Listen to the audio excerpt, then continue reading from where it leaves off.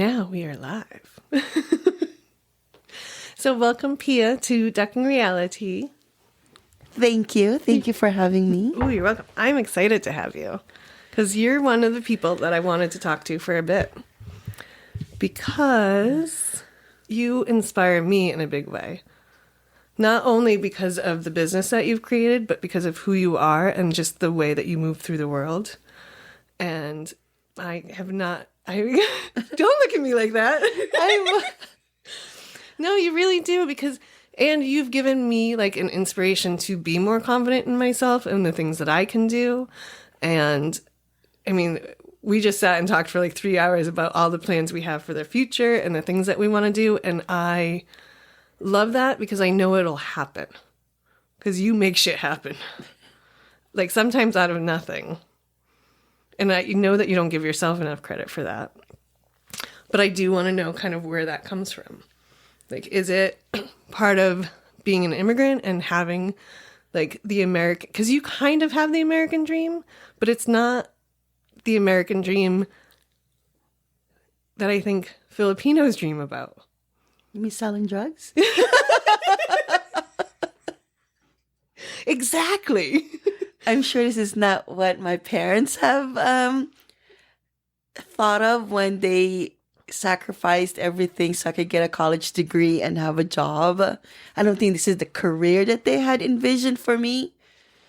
No, definitely not. No, but you still have built a career that they must be proud of. Maybe they don't love the fact that you are like, not struggling, because that's not the right word, but you're hustling. And you're building something that's going to be an incredible thing that's going to help so many people. Like the amount of people you've already helped, and then the amount of people that you will be helping, I think is maybe makes up that difference of you not having a typical 401k. So I think in that aspect, because my parents did give up a very comfortable life in the Philippines and very good career, so that we can have a better life. And ideally, they would have wanted me to stay in a corporate job with 401k, full benefits, and 9-to-5 job. And now they see me working 24/7 and no 401k yet. And so they see that as they're scared for me, because it's they see it as I don't think they necessarily see, oh well, Pia's helping, maybe a little bit, but they're more concerned is what's my future going to be like. Mm-hmm. Am I going to be working like this for the rest of my life, which is not sustainable either. And so I think that's more of what they're worried about. But I know in their own way, they may not say it, but I know that they're proud of me and the difference that I've made in a very short time. And it has helped them and their own close, friends. So they know that it does help and it works. Mm-hmm. So just to kind of let people catch up to what we're talking about is like you had corporate jobs. You were like, you're a badass businesswoman. And you left your corporate life and you started Malaya Botanicals, which is a CBD company in Alameda, California, and online. Free shipping for most orders. And it's a product. So when I first met you, I was working in Cannabis and we were talking to you about infusing all your lines. And when I met you, I was just like, who is she? And how do I spend more time? Because one, I tried your product and I have been Epsom salts for years and like tons of bath products, tons of topicals, and your shit, one, works. And two, who you are makes your stuff like, I want to give you my money for your products because I like you. Like, I don't want to give my money to someone I don't like or respect, even if their shit works. Like, I'd rather find someone like you who's doing it for all the right reasons. You're not doing it to make all the money. Granted, we want that for you too, but you're doing it because it's helpful and you're doing it because you care. And the caring part is the part that I just adore. So what's the question? Well, tell us how you got into it. Tell us like your road to it, because my road is similar, but your road has led you to you changed your whole life. You gave up your comfort and your good career. 401k. Yeah. You kind of did what your parents did for you. You're doing for people that you don't even know. So what drives that?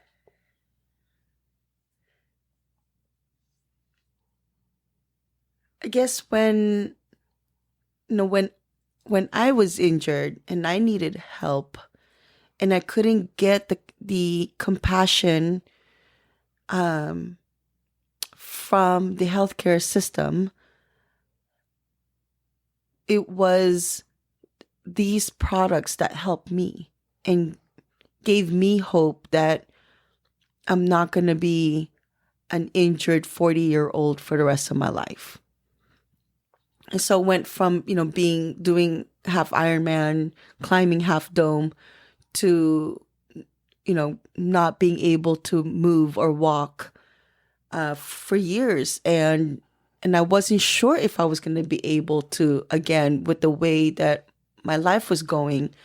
I was already in the pain management program at Kaiser for at least 3 years, and nothing was helping, and they just, I feel like we were just going in circles and they weren't really hearing me. Mm-hmm. And so I had to advocate for myself. And so how I got into cannabis, it wasn't even planned. I was in mortgage for 15 years and I left that because it just wasn't fun anymore. And I went back to doing, my passion, which was doing events and marketing. And I was a marketing consultant. It was in tech and real estate, and cannabis just kind of fell into. It was definitely not planned, and just learn more about it. And I knew that I needed to tell people about it after I found out more information about it. And so, again, it wasn't quite for me. And as an injured triathlete, I wake up in pain, and so I couldn't really take cannabis in the morning because I couldn't function.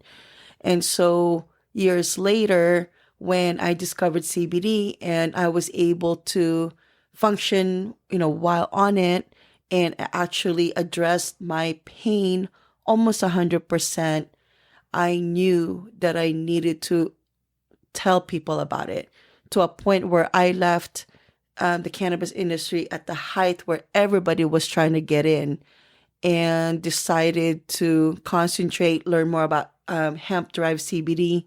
And when the more info I found out about it, the more that I knew I had to tell people about it. And we're thankful that you did. Me too. Did everyone in your life think you were crazy for not going the THC route and going the CBD route? Oh, yeah. I mean, people who, my closest friends, that were there, that even the people that I was already working with in different parts of the THC side, they're like, what are you doing? You're doing so well. You're in the height. Everybody's trying to get in and you're getting out. And yeah, but I feel like I also got lucky that at September 2018, when I decided to do this, hemp bill passed, December 2000. So 3 months later. So that definitely helped my decision and stayed. So. Do you think one of the problems right now, or when CBD first kind of came out on the market or got legal, do you think part of the reason why people haven't found out the benefits of it is because it's not regulated like THC? No, I think people just didn't know enough about it. People knew about THC. That's all everybody talked about. And I mean, even me, I was in the THC world for a few years, and I've never even, nobody in my sphere of influence was talking about CBD or hemp derived. I didn't know what it was. It was mentioned here and there. It wasn't until, and there wasn't enough information out there.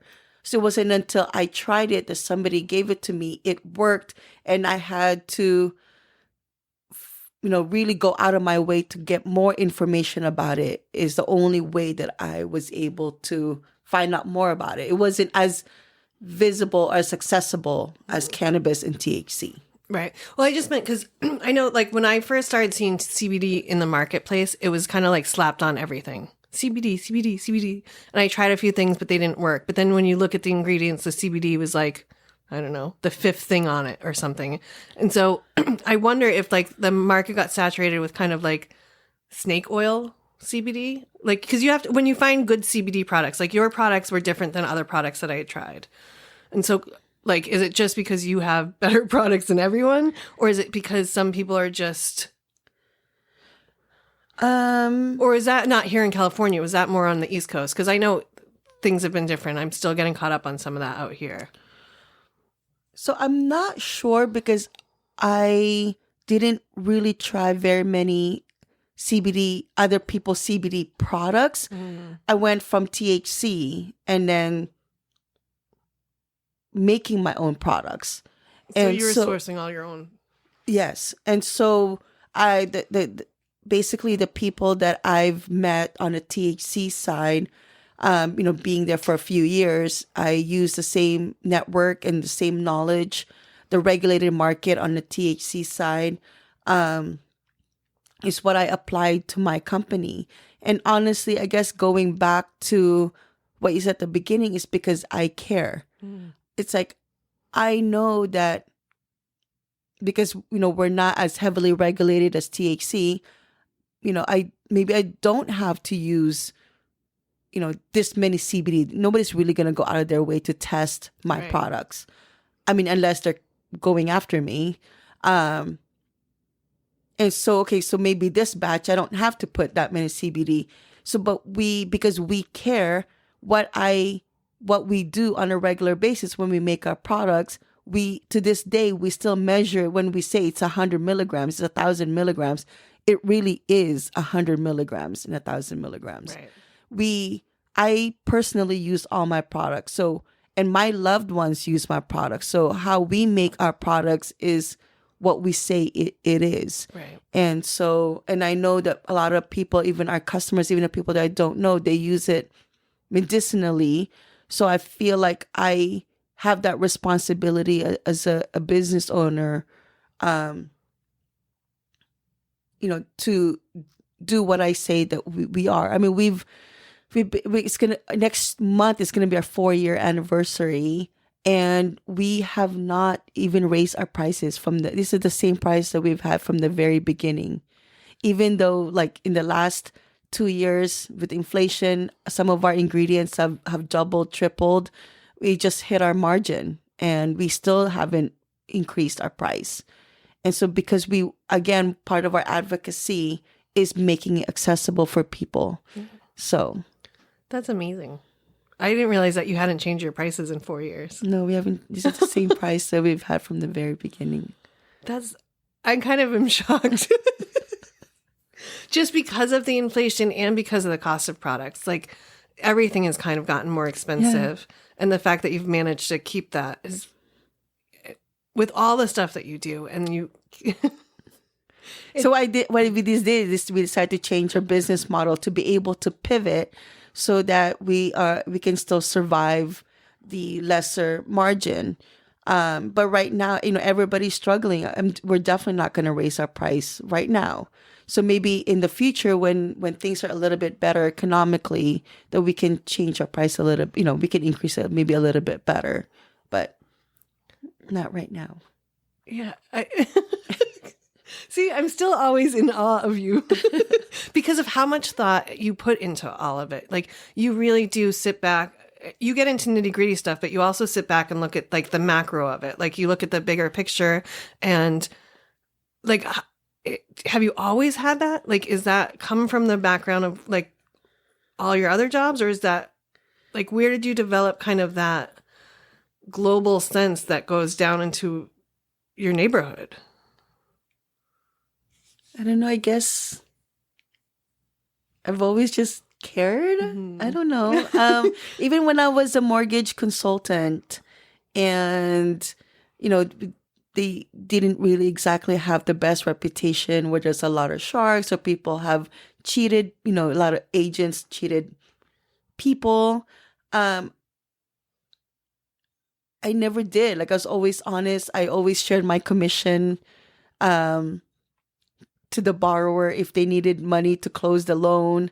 There were times when I didn't make money because I figured it'll come back. Like they're gonna know somebody because I helped them this time. They're gonna know somebody. Maybe they'll refer me. I mean, I don't know. Maybe that's why I'm broke. You can cut that out. I was gonna leave that right in because I was gonna say you have a faith in people that isn't found a lot. And I think that's one of the reasons why you start to become the mayor of any place that you are, is because you have a faith in people that you don't see often anymore. You just figure because you put good out into the world and you just know it's going to come back to you in a way. Do you feel that? Or is that just something I've noticed? I feel like now I'm just writing love letters to you. I'm not sure. I'm not really sure. I guess I've never thought about it that way. I just kind of, I'm not sure. I mean, that's okay. Because, yeah, I mean, sometimes when someone else is looking at you and how you kind of operate, it's a little like, wait, what? Yeah, I guess I just do what feels right and yeah. So when I help, I just help because at that moment, it's what the right thing to do is. There's no,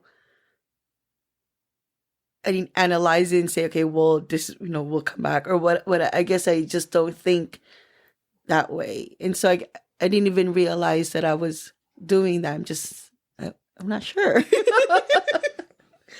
I think it just goes to the fact that you're a good person who's putting good out into the world. Thanks. I try. Yeah. And we need more of that, especially right now. I just feel like it's just really tough on everybody. And if I can not add on to somebody's, trouble or fear, if any, I definitely don't want to be, I want to do the opposite. And so if I can make it just better for that one day or for that one particular purchase, then, and I have the ability, then I'd prefer to do that. So it's just kind of, even when I didn't have, when I had my corporate job and it didn't really have anything to do with the community, I still was very involved in the community. So it takes a village, and it's also not so fun doing things alone. And even like, when to a point where I get, up there, when successful, it's like, it's really not fun to be there by yourself. I want to take my tribe with me. And I succeed. Everybody succeeds and happy. So. Is that something that you've learned though? Or is that innate in you? I'm not sure. I've never really thought about it. And no one has really pointed it out. This is the first time somebody's asking me. Because you do so much for everyone in your life, and you're very involved in like the business associations, in the Filipino community, in the cannabis, in the in CBD. Like, you're always just giving to people. I didn't really realize that I was just doing. I didn't realize I was giving. I see it as what you just do. And so I'm having a hard time answering because I didn't realize I was giving, and so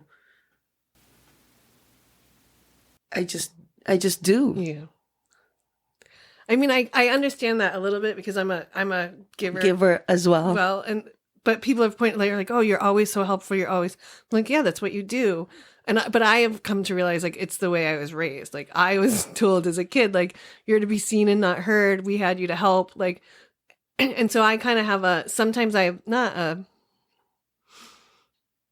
it's not resentment, but it's like I have to help or else I'm going to feel bad or guilt. Like I do it to like relieve my own kind of, I guess it's guilt. Like I feel bad when I can't help someone, but I don't think that you operate from that place because you don't, it is that. And now that you just said like you just do, and that's kind of how it comes across, I guess, is like, it is just who you are. Does that make sense? Yes. I guess I don't know where, I can't think of a specific situation or, I mean, I guess it would be from my upbringing. I mean, but I can't even really recall my parents. I mean, they're more religious than anything. I mean, they do things for the church because, like God. Right. But I can't recall them really doing things for the community just because. I've just always liked group settings, community, being part of a community. And so when I see that community that I'm in, succeeding and with why, of course, I'm going to contribute and do what I can to keep that going. This kind of, so whether it's the community can be a group of friends, family, colleagues, if, there's a need, like I feel like if everyone is successful, then we all succeed together, like then everybody's happy. And so I just do what I can. I don't know. I'm not sure. Sorry.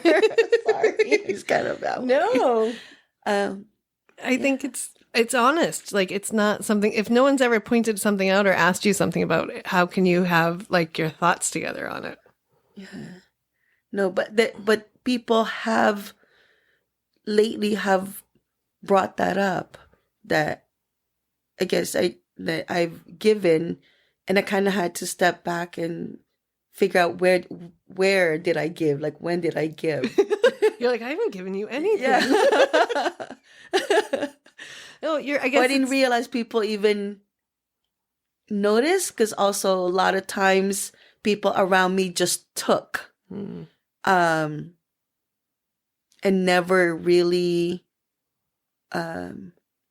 never have I heard, or they've never gone out of their way to like, I mean, they've said thank you, but like this, where they've actually pointed out that, that I've given so much. So I appreciate that. So thank you. Oh, well, you're the one that's giving.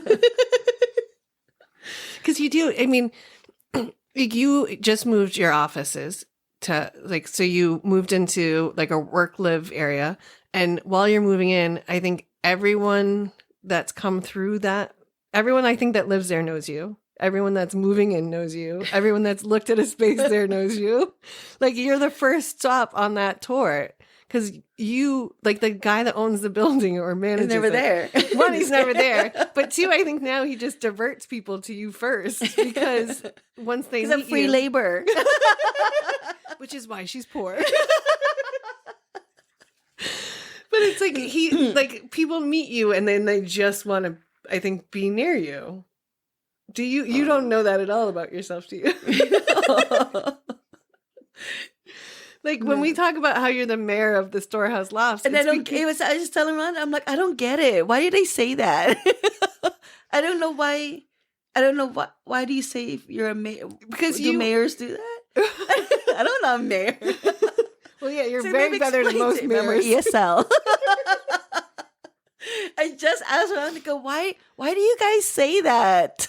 I think it goes back to like old school mayors who used to like hug people and kiss babies.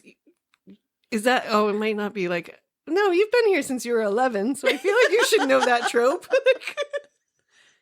Yeah, but the mayors I know don't do I was going to say, it's like an old school mayor from like the 80s, no, like the 70s? Like maybe 50s. When were mayors good? That's a question. Yeah, that's what I'm saying.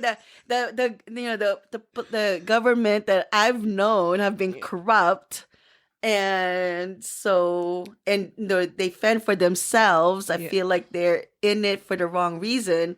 So I guess that's why I'm having a hard time correlating being a mayor and doing something good. So I still have yet to meet like a politician who's really doing it for the right reason, which is actually sad. It is really sad. And I never put that, because it's just like one of those terms that, you know, when you grow up with them, you're like, oh, I don't know where it came from. That I never even thought like through saying that to someone and how they might not take that as a compliment. But so I had to like ask, what do you mean that? I think we meant that like you're the unofficial greeter of the. Because I'm the only door open when you come to the building. All the doors are locked, and then we are the only door that's open in our building is our shop. So well, because you're the first retail spot to be opened at Alameda Point. In Alameda Point, and you're the only one on that side of the building. That's open, correct? Yeah, because the restaurant is on the other side, right? And so, I mean, it does make sense that people just gravitate to the store then. Which is kind of nice for you, because then if they haven't found out about your products, they are finding out about them. Yeah, no, for sure. Even people who are trying to get into Salt Breaker and they can't figure it out, they come in and then they're like, "We're Salt Breaker. Oh, what do you sell? This is nice. Oh, I'm coming back." So, so it's nice. And, again, that was not on purpose, but it's still a good thing, and so we're grateful. I think your gratefulness is probably why you guys have been so successful, because your business in a short, soon to be 4 years, you are successful. I mean, you've been to Bottle Rocket, to Outside Lands, you're in spas, you're coming to more spas soon. You have some here in California, some in Hawaii. Like your wellness activations are amazing and taking off. Like you're doing all of these healing events. So you do much more than the CBD stuff. Yes, we seem to be evolving to services as well. Yeah, like you do a holistic approach to someone. And yes. When you talk to someone about like their injuries and what they need to do, you tailor programs for people. Like you just told me a story. Actually, will you tell us the story of the woman that had to come get a selfie from you? Because I think that's a perfect example of what and why you do this. Sure. So we were at an event over the weekend in Monterey, in the storm, in the rain, and a woman came in and was asking about, more about information about CBD, and she had informed me that she just had back surgery, and she's going to Australia and doing an 18-hour trip, and she's been worried and trying to figure out how to be comfortable during that trip. And it was just mentioned to her a few days before about CBD. And so she was open to it, but she didn't know how to get it. And so first thing she thought about was, maybe go to Trader Joe's or Whole Foods or, a big store like that. But most of the CBDs in those type of stores are either locked up, or if they are on the shelves, most of the time the employees or the staff, doesn't know how to. They just give it to you, but they don't know how to explain. They don't even really know about it. And so that's the one thing that we're proud of, is that we can actually educate you, not just on what CBD is, but dosages.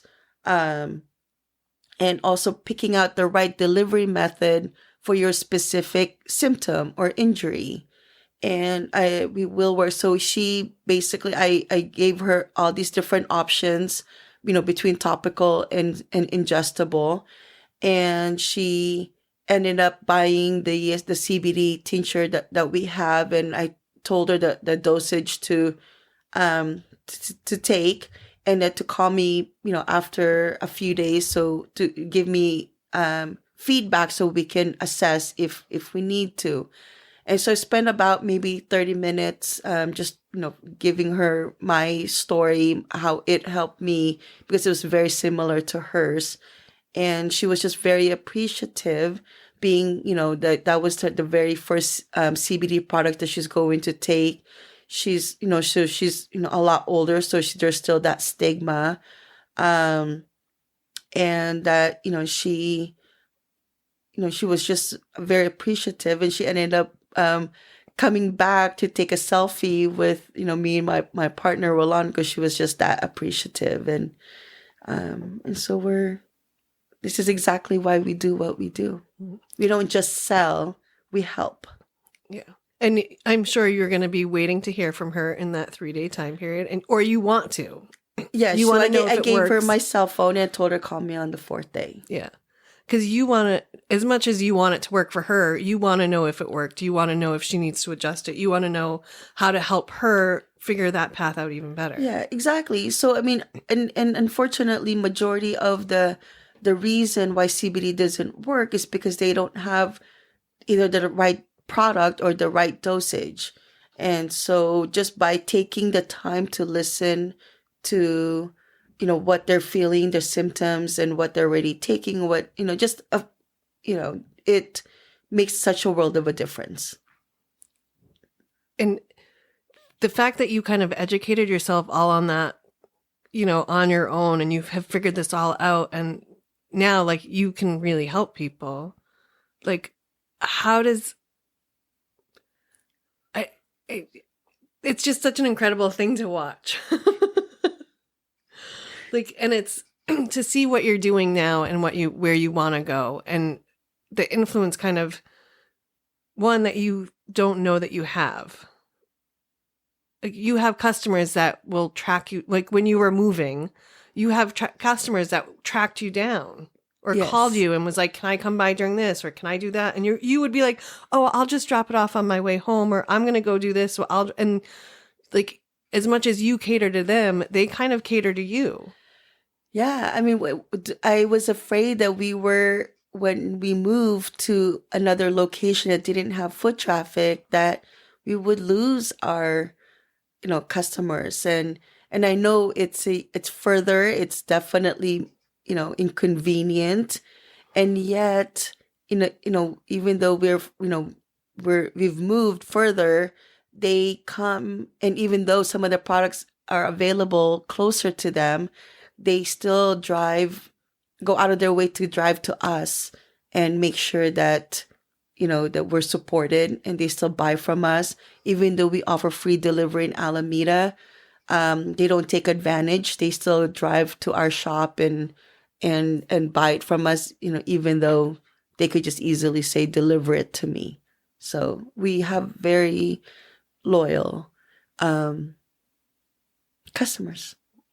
I think that loyalty is probably born out of your loyalty to your customers. The fact that you have such high standards for your products, and for the time that you or Rolando will take to talk to them and explain to them. And you both do it in such a way that's like, there's that like thing I do again. You both do it in a way that is caring, and you explain things, but you don't dumb it down for people. Like, even some that knows nothing about CBD, when you guys talk about it, it's not in a way it's all educational. And then we make sure that they understand. Yeah. Because I know it can be very intimidating. And again, I'm very aware of the fact that there's still stigma and the fear. And so we just try,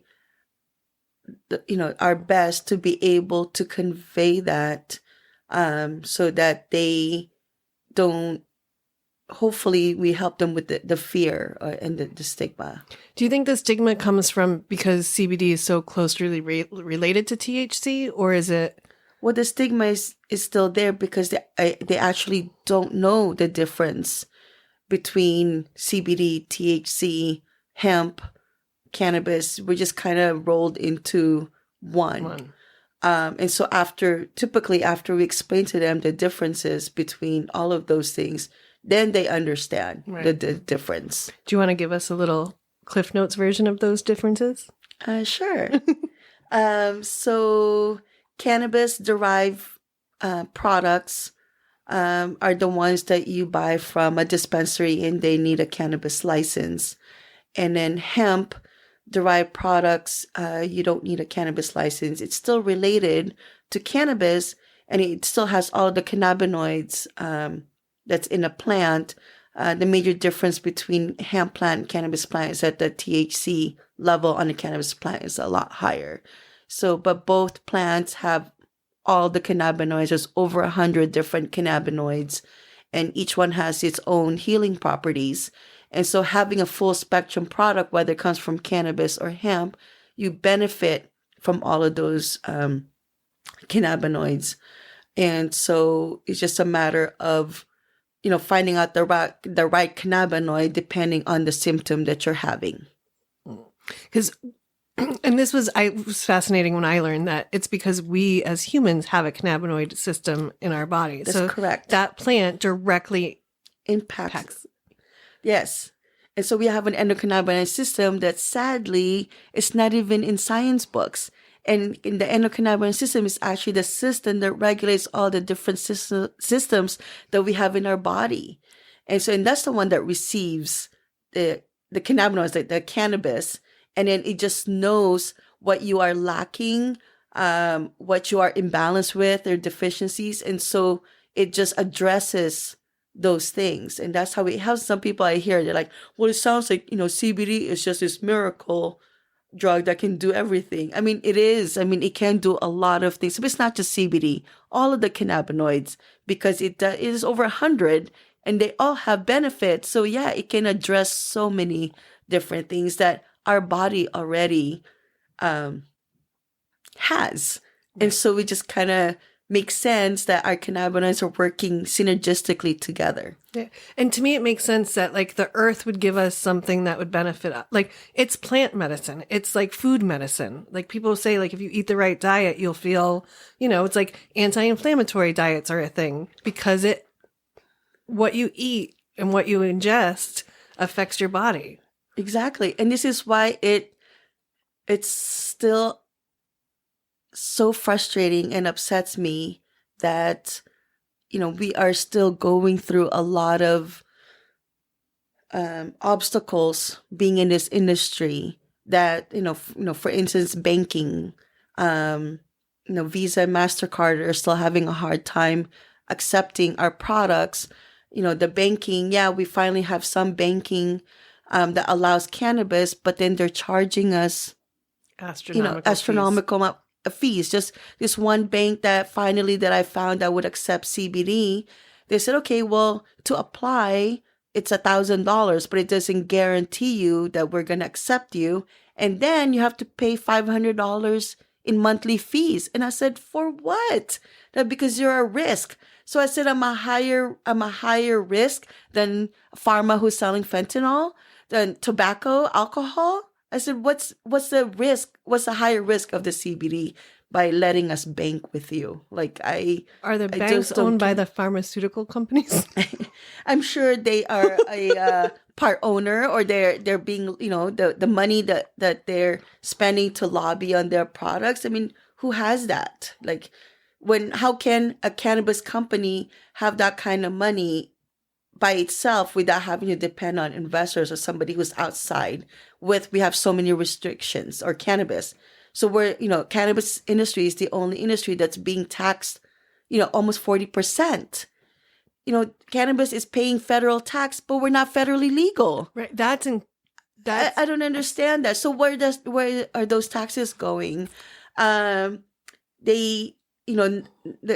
cannabis companies can't have tax deductions. So all the expenses we can't so you're not getting again, why? Yeah. So why are we not treated like just a regular business where, an expense is a tax deduction? So, and nobody can seem to explain that to us. It shouldn't have, currently our online store is down because the current company that won't, allow to, purchase our products with Visa and MasterCard. But they can't tell me why. Right, because your product's not illegal. Your product's not regulated. Our products are federally legal. Right. Your product, wait, and that's a clarification I want to make. Yes. CBD is federally legal. Well, hemp CBD. Hemp-derived CBD is federally legal. So hemp products are federally legal. Cannabis is state. Right. And so I understand, why there's still, an issue with the banking, or it's not quite as open. But I don't understand why hemp-derived products are still under that type of treatment. Right. Yeah, because the hemp stuff should just be like any other, almost like any other vitamin. That's correct. A supplement. Right. And the thing that is crazy to me is that because supplements aren't regulated. That's correct. We're being regulated by FDA. So it's the same enforcement. But the FDA doesn't regulate supplements, do they? So they the FDA they do regulates CBD, but not. Well, they do. Well, so there is. So FDA regulates supposedly the supplement. So, but they mean by regulating it, there's about, I believe, 31, 32 products that are not allowed in a product. Okay. But that's it. So, I mean, and so as long as you don't have any of those products that's correct. And you're not making medical claims, but there's other supplements that's not hemp or cannabis that's making medical claims, and yet they're not being shut down. And so FDA or, Instagram or social media are shutting down, CBD or the hemp or cannabis if they make medical claims. And yet it's not being treated the same across the board. We're still being treated differently. Well, yeah, because I can think of like 1,800, I'll just exaggerate, but like all the ads I get on Instagram about if I take this powder, I'm going to lose 23 pounds in 2 days and be fucking Angelina Jolie. Exactly. But they don't get shut down, and you can buy that shit with Master and Visa card as much as you want, but you can't get a product that may actually help you not be in pain. So Square kept our funds for 5 months, and we almost lost the business because we couldn't utilize our funds to run the business because they said we were making medical claims on our Instagram, but they wouldn't tell us exactly what we were doing incorrectly. So I said, okay, tell me exactly what it is. And they were just being vague. So one of them, they said our hashtag that says CBD health. So a hashtag that says CBD health is one of the reasons why they shut us down. So that's all of a sudden a medical claim? Just because it says health? I guess under their eyes, yes. Or through their eyes, yes. I mean, so little things like that. And yet another, a supplement, another company that's saying, oh, it helps with, losing weight and like real medical claims. And yet they're not getting shut down. They're not getting treated the same as we are. So we're still walking on eggshells, and we're federally legal.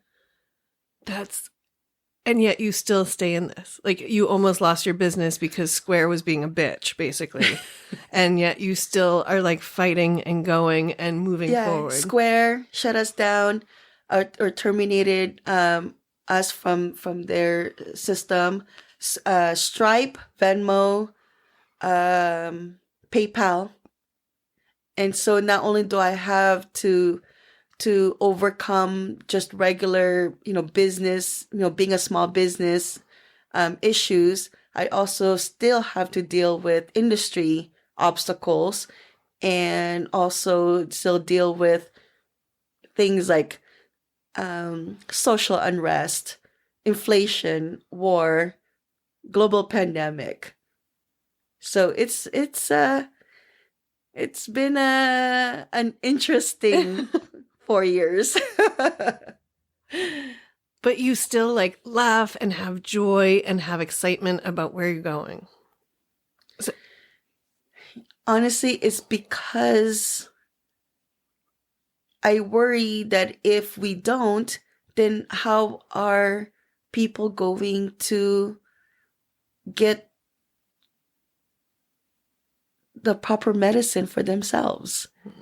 And so there's been, nights where, we don't know if this is where we should be.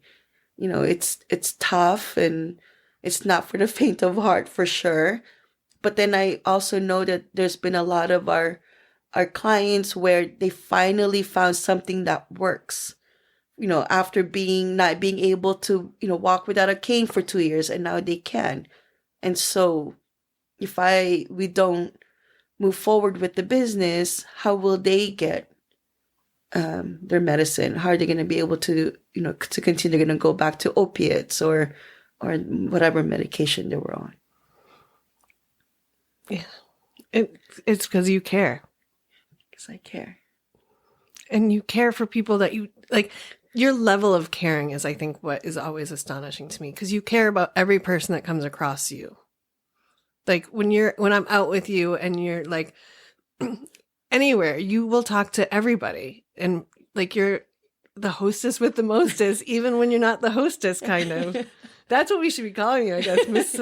Yeah, I like that better in the mirror. Yeah, I think that is, and I think it fits you better because you're such a like bubbly sunshine. Like you're sunshine in a human form. Oh, I'm sure Rolando beg to differ. Well, maybe we'll have him on and he can tell us his side. Because he also, just to kind of give him a nod, like he gave up his career to work for the company, to build but to build the dream that you two, like he bought in hook, line, and sinker. For $3. For $3? Free Oh, $3. Free. I was going to say, you paid him $3? No, free dollars. I know. I saw him today and I said, he was in the car and he had his back to me and I walked up and I was like, give me all your money. And he was like, my pocket's empty. And it really is. And so, yeah, I mean, I know like I'm the face and, people know me as the owner and founder, but honestly, he has just been as involved in every step of the way. Even from the very beginning, it was actually his idea. He saw, what my background prior to this was sales and marketing. I was doing sales and marketing for other companies, and being a woman and woman of color, I've mentioned it, but he saw it, in his own eyes how I was treated, and here I am, making the company money. I'm creating and generating sales for them, and yet I didn't get the respect that I deserve. And so, his idea is like, why are you doing this? Why don't you create a company and you do the sales and marketing and build that? And I said, well, because I don't have the luxury to just be able to do that. And so he said, and so he supported me the first 2 years until I, was able to, basically until we were able to afford him to quit his job at the hospital after 16 years and do this business together. And now he is so happy when he's making bath bombs, and he got a new bath bomb machine. Bath bomb machine. And I stopped by and he was so excited to tell me and show me and wanted to give me a demonstration. And I love how much that man loves bath bombs. And he's got plans for like new bath bombs and the bath bombs that have colors. Different molds. Yeah, and he's so excited about the molds. And it is just... like we geek out on this. Like at night, it's like we talk about the next product that we're going to make and, what ingredients we're going to have on there. And then we'll research it and then we'll try it and we'll have people try it. And we just keep doing it until it works, until we get the feedback that we like from people. And then that's when we market it. Right. And you have like a whole array of products. One of your favorite, I feel like this podcast about you has suddenly turned into an advertisement. But it's because your products, like like I said, when I first tried your products, I tried it one night and I was like, wow, like I slept great and I felt better. And I was like, all right, but like maybe I also smoked a lot of weed and like was like not giving it all the credit because Well, you didn't know, like, Right. because you were taking a bunch of different I things. was. And so then I did kind of like my own little geeky, because I'm kind of a geek too. And so then I did my own little like comparisons and was like, all right, well, for these couple days, I'm not going to smoke for whatever reason or not taking this stuff. So I'll try it on those days. And it really worked. And then I got some of your pain cream, and I think I've tried every pain cream that's on the market. CBD, non-CBD. CBD, non-CBD, lidocaine, non-lidocaine. I have like a list somewhere because I was going to write a bunch of reviews on them, but all of them were terrible. And I was like, you can't just write terrible stuff. And there's been one or two other products that I like that have like some lidocaine in it and stuff, but that smell is terrible. And like that tingling is not always great, or like the icy hots are terrible. Yeah. And then I tried yours and I liked it, and it smells good, and it's not like greasy. It's not oily. Works. And that's the biggest thing, is it works. And now like I carry a little bit of it. I bought like a small container so I pump some in, and I have some in my purse all the time. I give it to people. I have a customer that came in and he said that he was at a bar and he was having people try it. And I was like mortified. I'm like, what are you doing going to a bar with our pain? And our pain cream bottle is big. It's 5 ounces. It's not like something that you just, put in your pocket, you pull it out. Is that a pain cream in your pocket, or you just happy to see me, sir? You're just pumping pain cream in people's like hand. He's like, yeah. I'm not sure like how to react. Like, yes, we're grateful, but at the same time, I was a little weirded out. Were you like, here are some samples and some cards and a coupon? Here, let me do it right for you. Let me give you our flyers. And, if you're going to be demoing this, let me give you a quick in-service on how to demo. Make sure you do it right and you're representing Malaya properly. No, I mean, we're just appreciative. And I guess, yeah, I mean, the product speaks for itself. And we really do take, pride and joy. We're not just making a bunch of products. We really do spend a lot of time making the products and making sure that it works before we put it out there in the market. Yeah. And I mean, we all appreciate that about you. Thank you. And I'm the demographic. I'm, basically I create this product that's helped me. And so being, a woman who's, in their, now I'm, oh my God, I'm going to be 50, in the 50s. And so, it comes with aches and pains and amongst other things. And it's helped me. And so basically I'm creating the products that I know that not just like, that will sell. It's really making a product that will help. Yeah. And I think that's the biggest thing, is that if something's not working, you don't keep it, you don't fight it, you let it go, and you look for something that does work. That's correct. And you and Rolando both use all your products. Pretty much, yes. Like, you can see it in your apartment. Your products are in my... I realized tonight when you were here how rare all of it. I was like, I didn't even have to stage any of that. And I was in the bathroom and I saw her. I was like, Oh yeah, last night I came home from work. Before I went to work last night, even though I was exhausted, I cleaned my tub so that when I got out of work at 1:30 in the morning, I could come home and get right in it. And I did.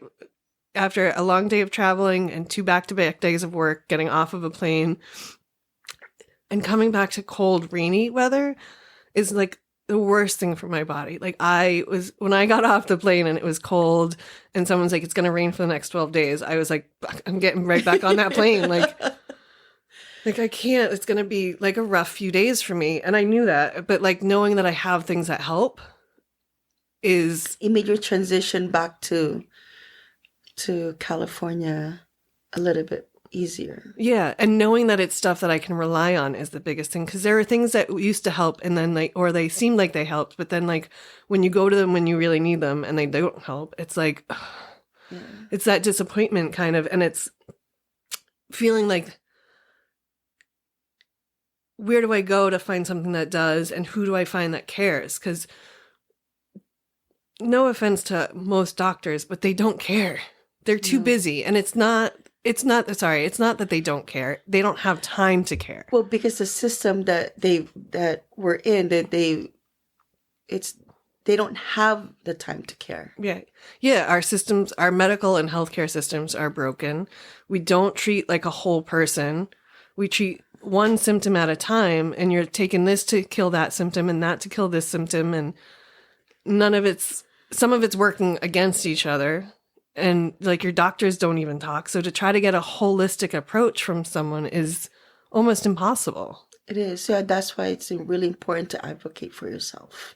And that's really hard because when you go to a doctor and you're like, well, this is what because that's part of that was happening to me when I went to the doctors for a couple of years. I'm like, my hand doesn't work sometimes. And they're like, no, that's not. I'm like, no, like I'm losing the feeling. I'm losing, like, I can't feel things. Sometimes I can't pick anything up because my hand's just not reacting.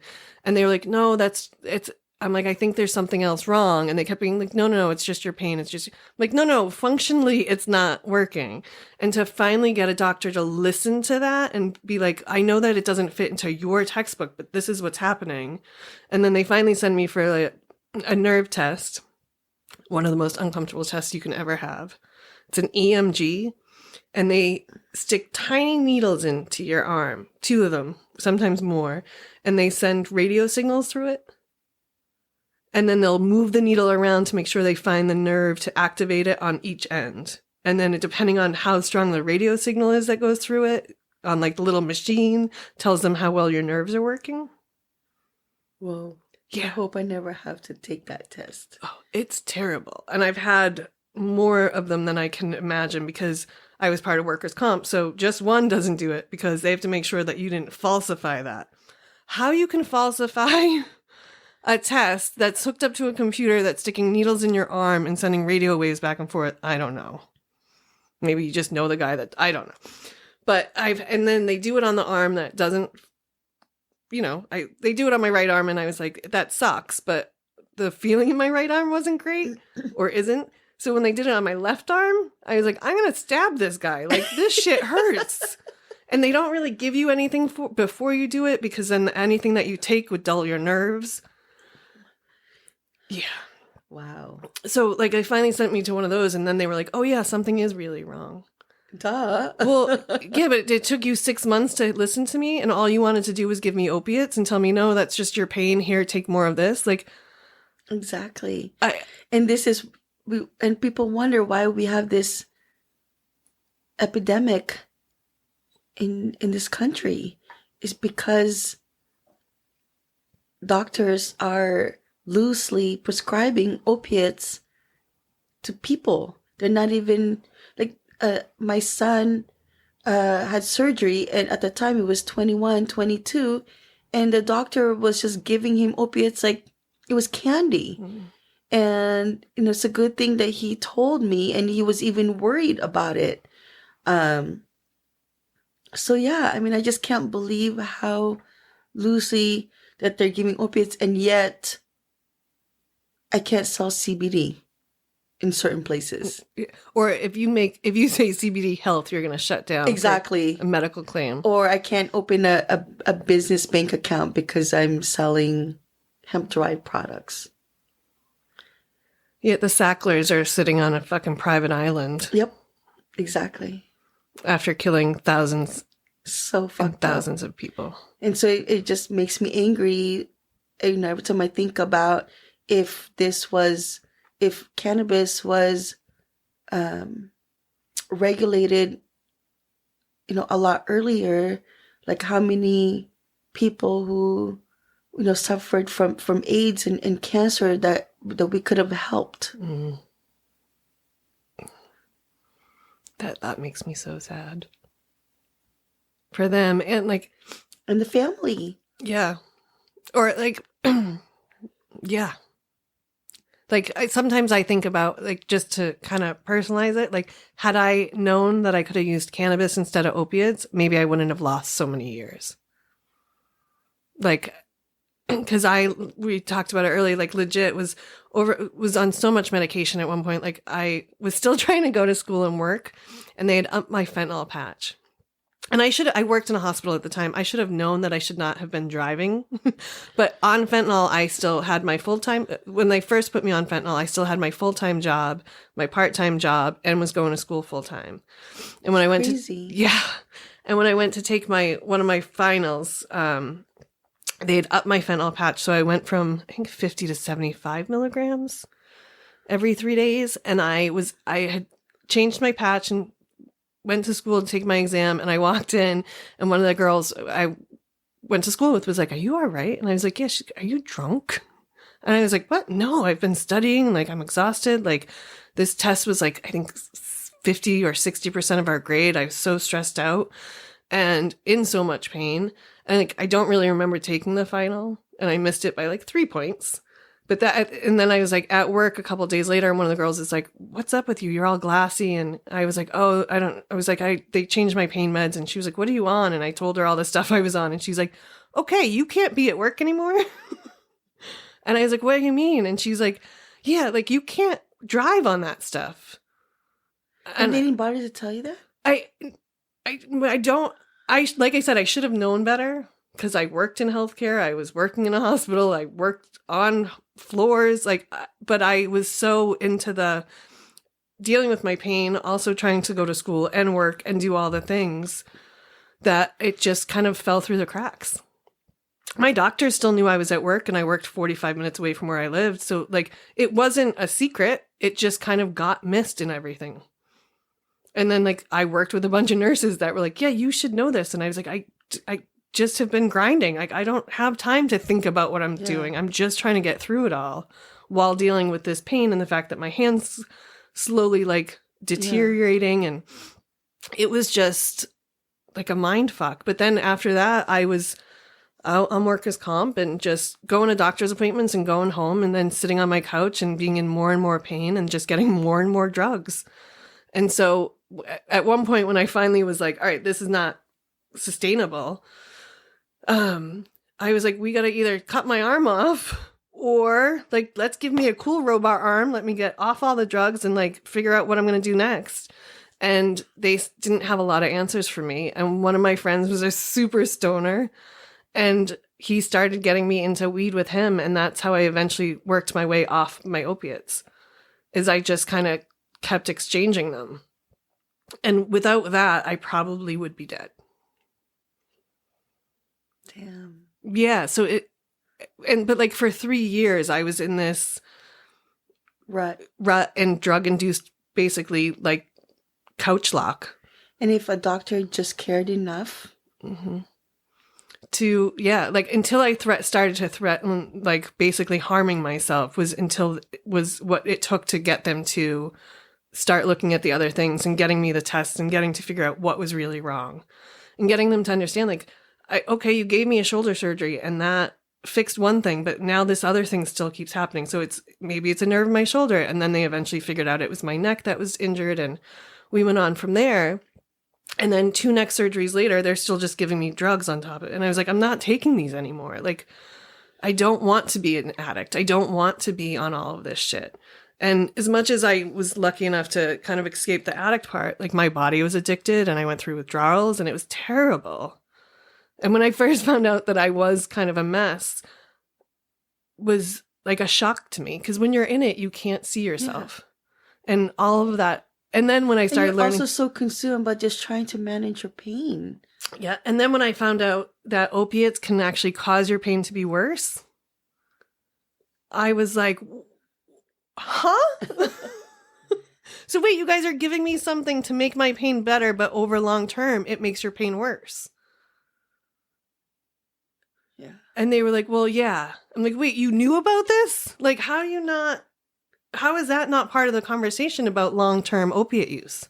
This is crazy to me. Like, and then when I started to use cannabis, a couple of doctors pushed back on me. Exactly. And then, so I'm a bad bring it up, person. You bring it up to a doctor and it looks like you just said like a really bad word. Yeah. They react so scared that you said the word cannabis in their office. Yeah. And it was it was kind of like a slog to get them to understand, like, I'm going to use this whether you like me to or not. because you actually don't give a shit. Where the dude that's growing this is telling me how to make it into butter, into cookies, how to like do stuff with it to give me the stuff that I need. And they had more knowledge than, like, I learned about cannabinoids from a stoner who never went, I don't think he even finished high school. But he knew so much about this plant and was telling me how to grow it and how to do it. And because he cared. Yeah. Like, the stoner down the street cared more than the doctors that I was paying money to. He was giving me shit for free. He was like, yeah, you got to get off those drugs, man. They're terrible. Yeah. How's a stoner down the street know that this shit is terrible? I can't even tell you how many people we have helped get off of opiates. Yeah. And I mean, and again, this is why even when things get hard, I don't know how I can leave. So it makes me think, will they go back? I think they would have to. And I want people to know that you can use cannabis to get off opiates. That's not easy. It's not. No, it's not. And again, it took time. Like, somebody has to make the time to help with the regimen, because the regimen that I help one person, it doesn't mean it's going to be the same regimen for another person. Because people are different. So it depends on the severity of the symptom, their age, weight, even gender. Yeah. And how much you eat, how much you drink. Mm-hmm. Like, your water consumption will affect your cannabis high. And also the health of your liver. Yes. So because, cannabis is processed in the liver. So it also depends on the other medications you're on, because, again, most medications are processed in the liver. And there's also, I think, there's like 15-20% of the population that don't respond to cannabis. Yeah, I feel bad for those people. So I have a friend that she's like, I really wanted to get into cannabis. Yeah. She was so excited. And she's like, every time I use it, I got nothing. And I was like, that can't be possible. I'm like the opposite. You give me a little bit and I can't function. That's also what's so funny to me is that you're not a cannabis. You use your CBD products, but you're not really a cannabis user. Yeah. I take my gummy at night and, it just help me relax, or just to kind of turn off my brain so I can relax. And even then, like, I do it, in the comfort of my own home. And so, yeah. I mean, when I started in the industry, it's going to be almost 10 years. I didn't medicate. And so I got into the industry with, and not medicating. Right. Because you got in it from a business standpoint. Yeah. So as a marketer. Yeah. And then now you barely medicate. Yeah. Well, I do it regularly, but, not, certain products. And, so yeah, I have my specific delivery method for different things. So if I want to party, then this, I use it, this type of cannabis. If I want to sleep, or if I want to relax. So, I figured out what works for me, what I prefer, and what I like and what I don't like. Yeah. I think that's an important thing too, is that cannabis is a very individual journey. For sure. Like, what works for one is not going to work for the other. Yes. And doesn't mean you get discouraged. You just alter your usage until you find that works until for you figure it out. Yeah. And I think doing it in the comfort of your own home, or doing it with someone that knows more, is a good way to like get into it. Yeah. And again, finding the right dosage, finding the right product, just like with anything else, then you'll have a better relationship with cannabis. With the medicine? With the plant medicine. If I say that on my podcast, will it get shut down? Possibly. We should make t-shirts. Cannabis is medicine. Pay me, bitch. Don't shut me down. Don't shut me down. Square. See you, Venmo. So, I just think it's... I love that you won't give up. I love that you care too much to give up. But everybody has their limits. Yeah. No, but you talked about like, okay, well, if this isn't going to work, then I'll pivot this way and I'll change the way I operate. And you've, through the pandemic, had to pivot. So I think, like, for most of us, hopefully, luckily, for a long time, Malaya will be around. I hope so, too. We've definitely put in a lot of love, sleepless nights, and I mean everything we've had. We've definitely put it into the business, and we want to make this work, and we see how it's affected people. So yeah, we're definitely in it for the long run.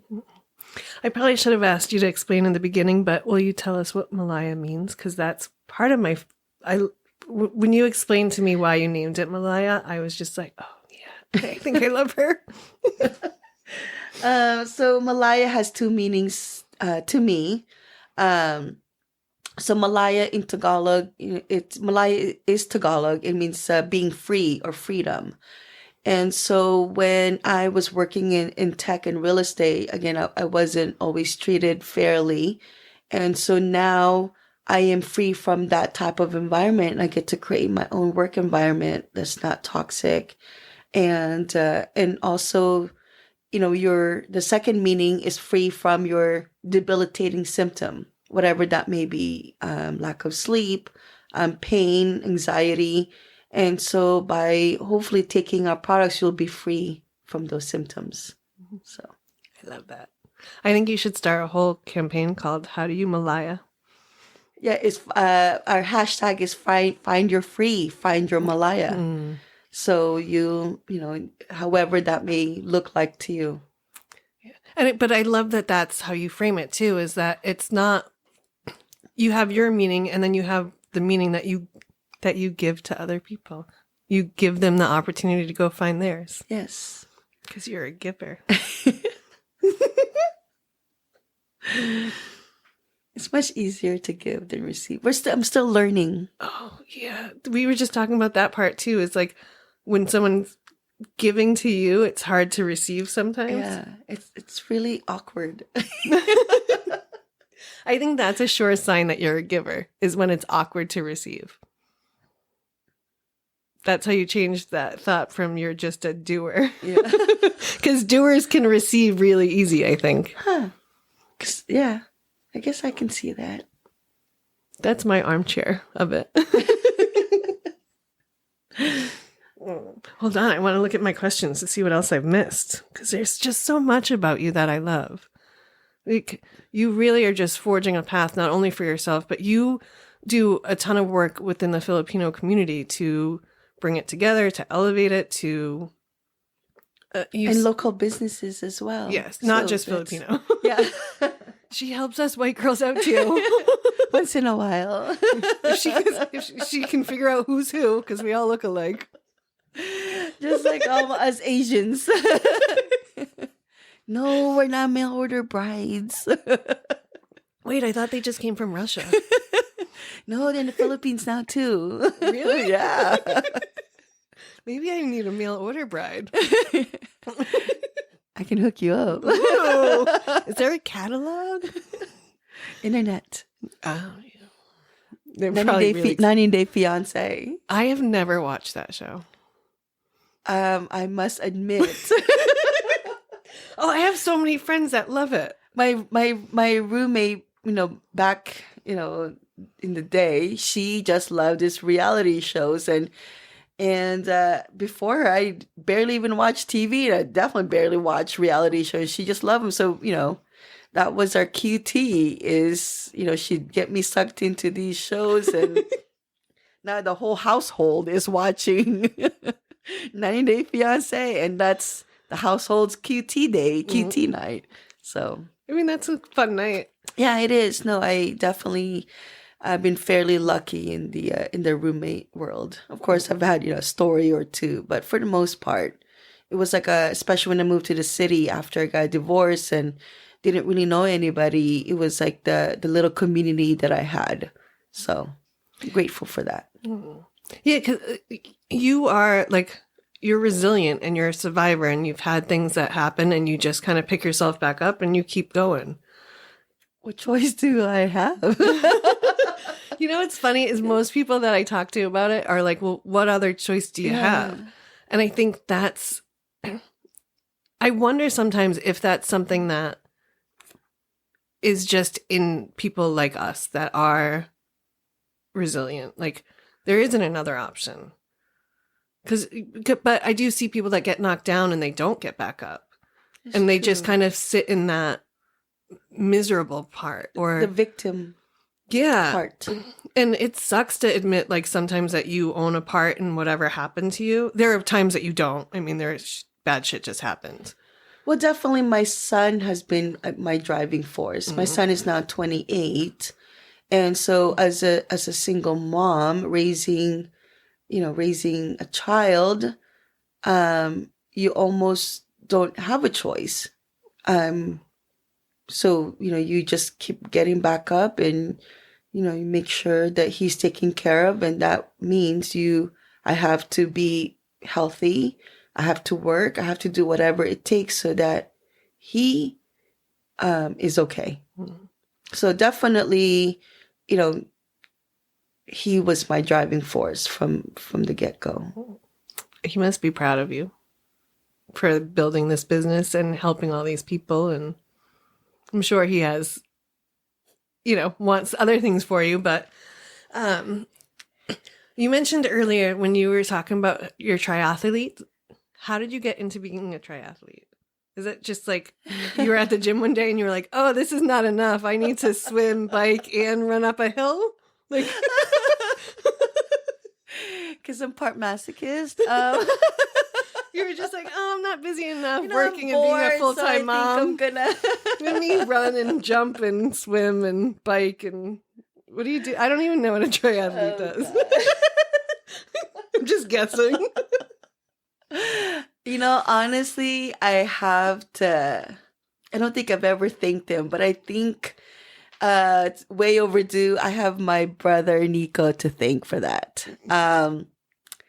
So at the time, I was heavily into partying. And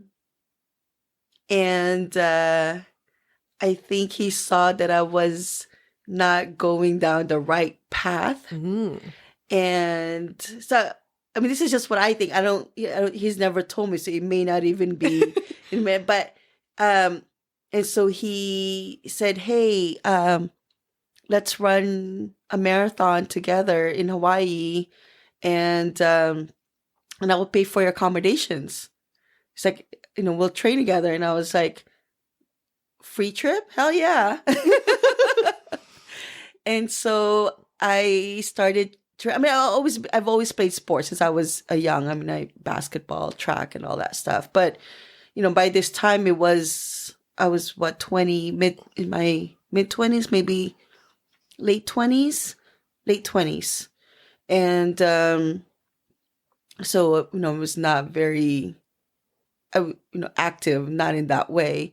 And so I was like, yeah, I'll run for a free trip to Hawaii. And so started training for a marathon. We joined the AIDS marathon training group, and I was still trying to party and, run, and they don't really go hand in hand. I went to the medic a couple times.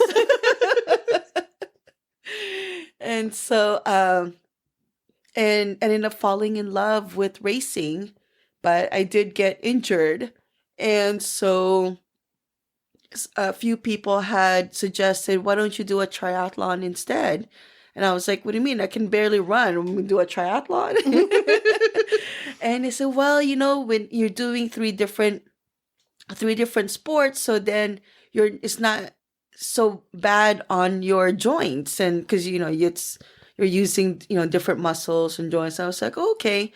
So, and then I didn't know that there were short distances. I just figured it's a full marathon and a 100-mile bike ride. And they're like, no, you can start with sprint. And I said, well, how much is sprint? It's like, it's only, what's sprint? Sprint is a 3-mile run. So it's a 5K. It's a 10-mile bike ride. And it's, I think it's a half a mile swim. And I was like, oh, I can do that. I mean, I can do that now. So and I joined a all women like tri team, and then I did my first race, and I just fell in love. I fell in love with racing. I fell in love with the sport, and I fell in love with the community, and ended up spending 15 years of my life training. And I even got my group of friends and family to be more active because I needed training partners. And honestly, I was too busy to do anything else. So if people want to spend time with me, they had to Work run, out. bike, or and so it's kind of, so that was, that was probably, out of that whole experience, my proudest moment was getting my friends and family to join me and be active with me. I love that your favorite moment of that isn't like crushing a triathlete. It's about how you got other people to get healthy. I just want to make sure you heard that was what it was. It wasn't your own personal goal. It was like that you got other people to be healthy. So you've always just been a person that is putting good out and getting people to be healthier. Even before Malaya was in your brain to form. I guess so. I didn't even... You're making me realize things that I didn't even know I was doing. But I guess, yeah. I mean, community is really important to me. Again, it's a tough world out there. And honestly, it's no fun to do things on your own. Even whether you fail or succeed, it sucks to do it, alone. Mm-hmm. And what's the point of that? What's the point of doing anything if it's not fun, if it's not happy? And so yeah, if it that's kind of like my thing. If it doesn't bring joy, if it's not in a happy place, and I don't want to do it anymore. And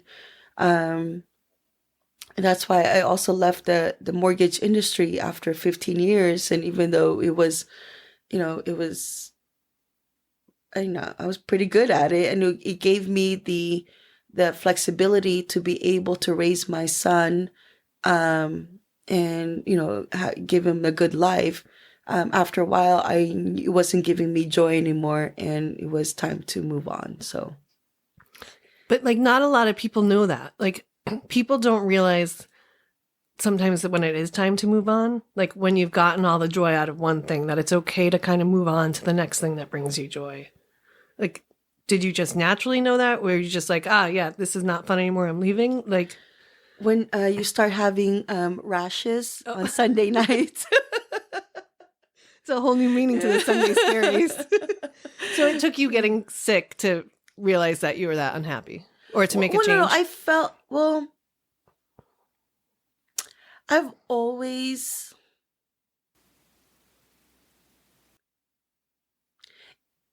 created my own path if there was no path that was already there for me.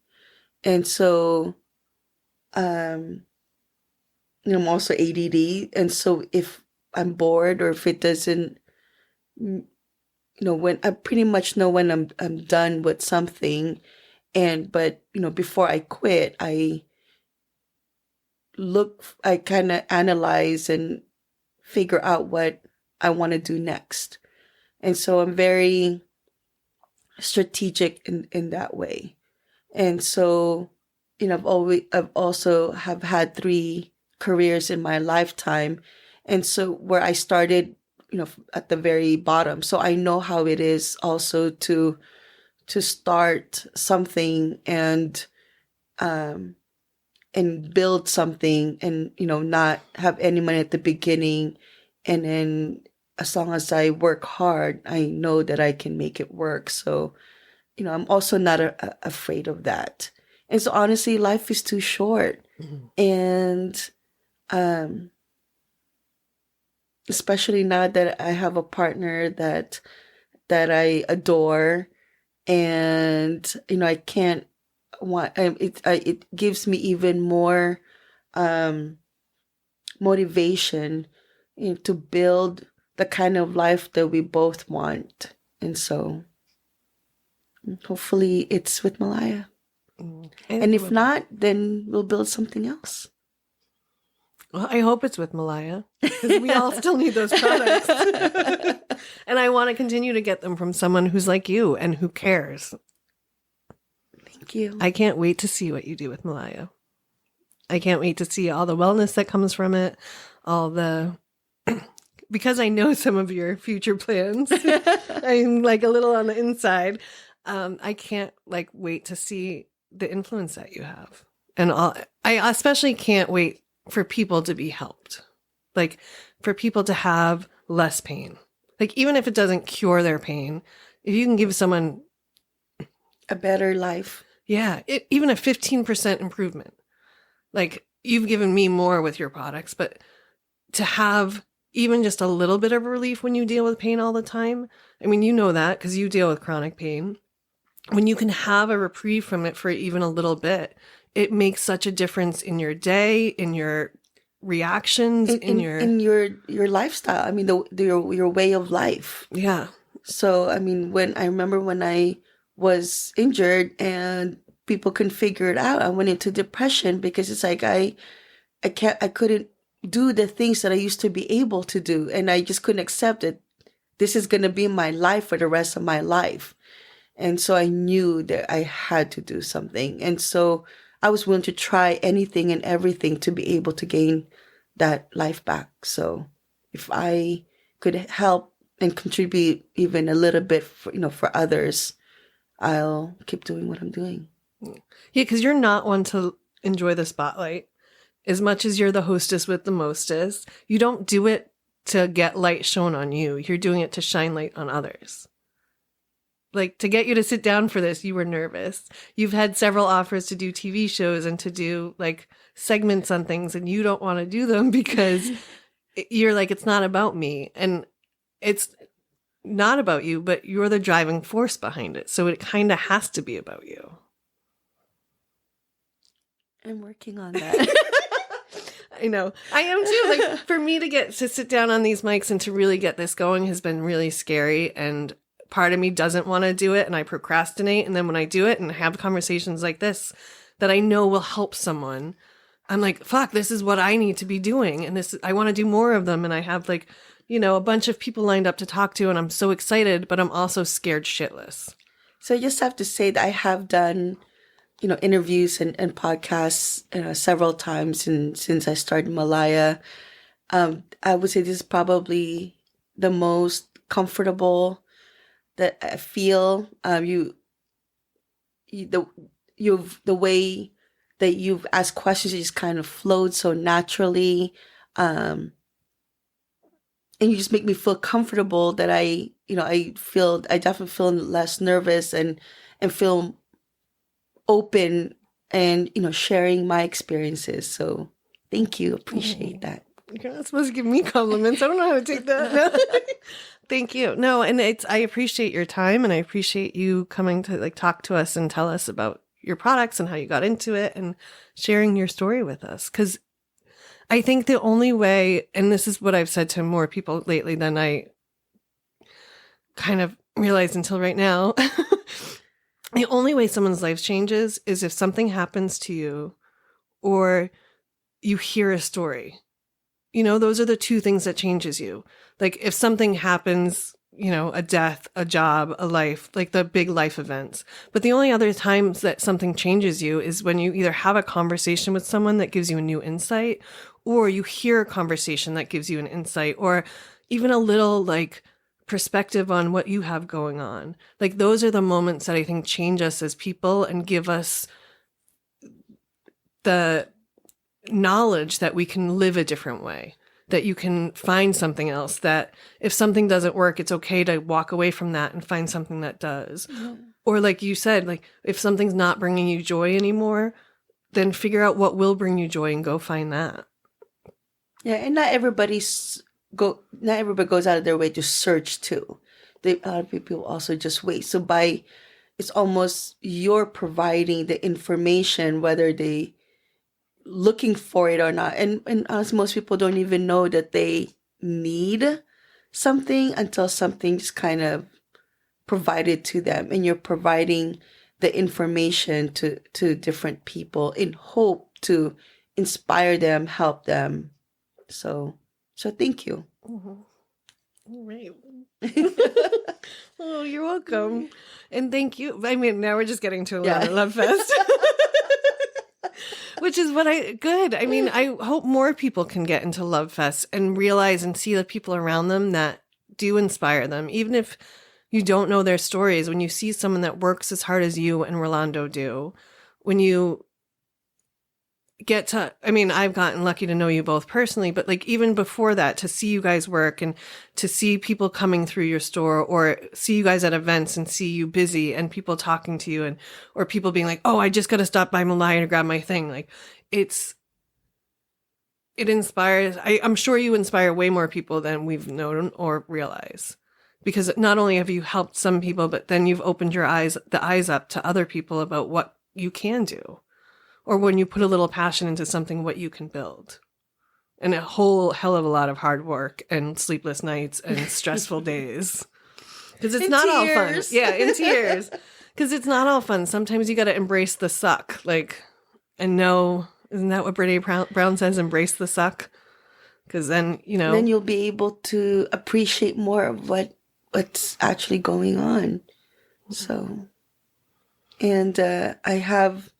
a whole lot of appreciation to small businesses, to, even just the people who's, been involved in things that I've, run into or who's helped us because it helped us to get to where we are. So remember the people that helped get you there. For sure. Well, I say we leave it here for now and we'll have you back in, I don't know. Sounds good. And have an update. Yeah. And we'll have you back to give us updates on all the things that are happening and where you're going. Sounds good. All right. Thank you so much, Pia. And thank you all for listening and go find your joy today.